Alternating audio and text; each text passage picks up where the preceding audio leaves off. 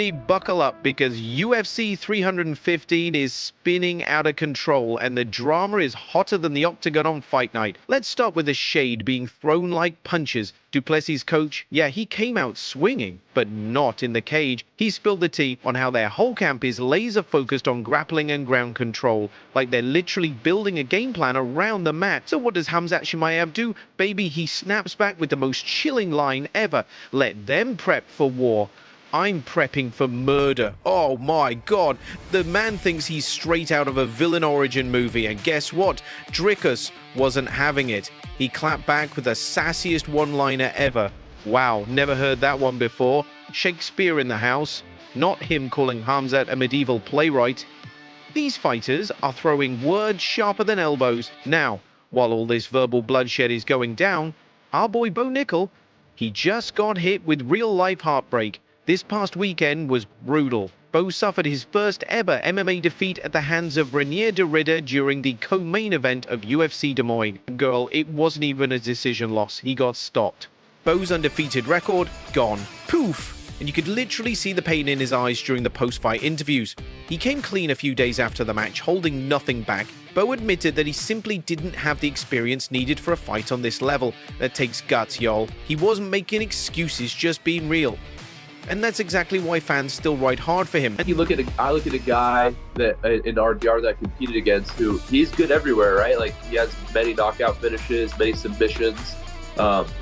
He's got decent wrestling, and so going in, like I'm just trying to win the fight, and so he was overall just like more well-rounded and more skilled, more experienced than me, and really at the end of the day, like that's what it comes down to. Like he was a better fighter, and now I know I need to get better, right? Like my goal still remains the same, and so I think that with my skill set and what I've been able to do so far, like there's still so much room to improve, and I knew that going in, but now I think that's even emphasized more, having been exposed like that. Now Dominic Cruz stepped in with his 2 cents and honestly was kind of touching.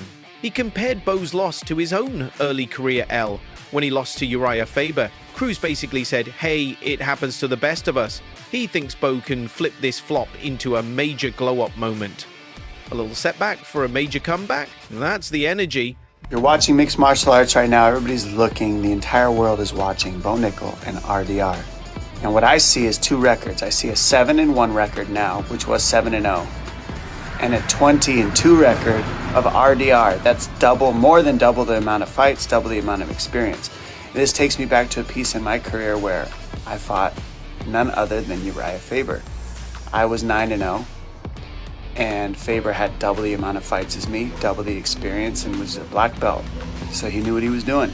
And I went in there with an undefeated record, knowing that it's worth it. Now's the time to take the shot and get to the top of the division and feel what it's going to be like to be a champion one day and face that level. And I did, and I lost.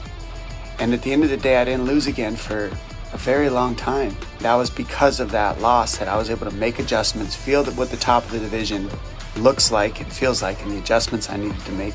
And then I was able to use those, drop 235 pounds, and stay there. So that's what I see for Bo Nickal. I see him breaking through from this and only becoming another level and understanding where his gaps are and filling them. That's the type of athlete that he is. So I'm excited to see what Bo Nickal does. RDR is nasty. He's lanky. He's tall. He's rangy. He understands every piece of the fighting. He said himself, my judo, my wrestling, and my striking is so good I can be anywhere with anybody.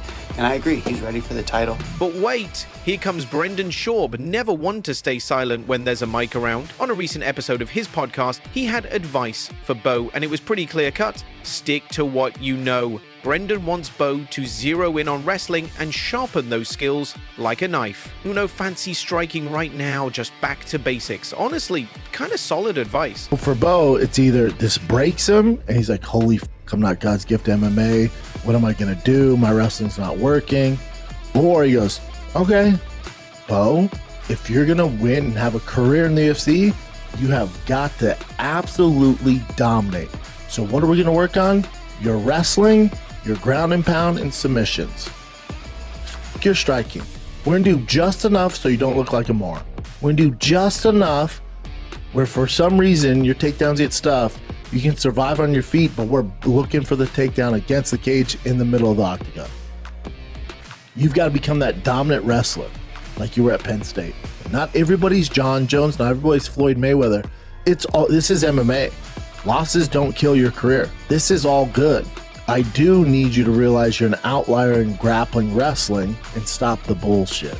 Otherwise, this can get super. Oh, and speaking of podcasts, get this tea. Kamaru Usman and Henry Cejudo filmed an episode of Pound for Pound, and guess who the main guest was? None other than Belal Muhammad. But here's the gag. The episode never saw the light of day. Like, not even a teaser dropped. Naturally, the internet went wild with speculation. What happened? Why the silence? Well, the mystery is finally cleared up. In an exclusive chat with Full Sun MMA, Belal Muhammad spilled the beans. Apparently, things between him and Kamaru during that episode got a little too real. There was tension, and not the kind that gets edited into funny podcast clips. The vibes were off. What happened?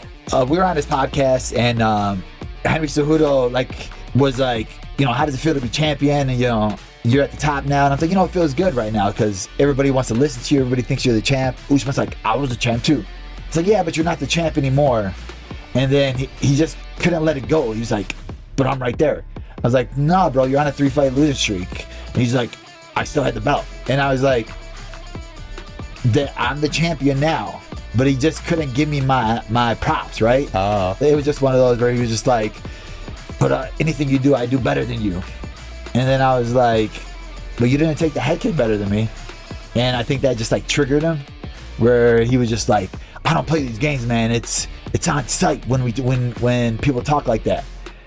And I'm just like, we're right in front of each other on site. So then, you guys did it in person? Yeah, it was in person. Oh, because they do it over Zoom sometimes too. No, this was in person. Yeah. Oh, shit. We had the same manager, right? Yeah. Ali was like, Ali's the GOAT. Bro, yeah, he's the man. And when he told me to go do their podcast, I was like, are you sure?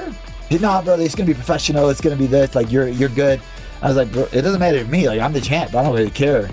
I'll go on the podcast. And then, Henry Cejudo twisted his ankle, had to break it up, but you guys actually got into a physical? Yeah, but have you guys said that publicly ever or no? Yeah, I think I didn't know that out there, but like I said, they had the footage, right? Maybe he's waiting to. So you guys actually got into it? I didn't know that. Yeah. And just when you thought the drama couldn't get messier, here comes Craig Jones, longtime friend and teammate of Jack Della Maddalena, with some pure chaos. He went online and trolled Belal by posting a doctored audio recording. In it, Khabib Nurmagomedov supposedly mocking Belal, but plot twist, it was edited. Craig literally fabricated a fake voice note to mess with Belal ahead of UFC 315. Petty? Yes. You have one new message. First new message. Craig, I am so sorry about this guy, brother. He talk very stupid, he's sneaky. This guy come to gym with one eye and then never leave, brother. Why he no go home? It's crazy. He no want to fight with Islam, so pretend to be our friend. Weird guy.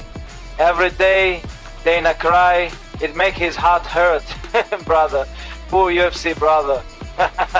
It make his heart hurt, brother. Okay, I go. Good luck. Hilarious? Also yes. Now let's talk about UFC 315 itself, because baby, things are looking rough. The event's heading to Montreal, Canada this weekend, and UFC promoted it hard. On X Twitter, they declared, "We're so back," like all caps confidence. But Canadian fans, they're calling BS. One fan dragged them online saying, "So back? It's 6 days out and only about 50% sold. No one gives." And honestly, the numbers don't lie. The Bell Center still has a ton of empty seats, and Fight Night is literally around the corner. What's happening here? Are fans just over it? Did the drama scare them off? Or are these matchups just not juicy enough? Either way, UFC 315 is feeling less like a blockbuster and more like a bust in the making. And because the internet stays undefeated, the memes rolled in hard. The top three? Absolute chef's kiss. Retro Sprite dropped a banger that had fans in stitches. Conscious Passage posted one that roasted the empty stadiums. And Azith? Girl, they won the internet with their post. The clapbacks, the edits, the chaos. It was everything. UFC might be on shaky ground this week, but the fandom? Oh, we're thriving in the drama. Thank you guys for watching. If you enjoyed the content, please give it a like and subscribe to the channel to stay updated with the latest MMA news.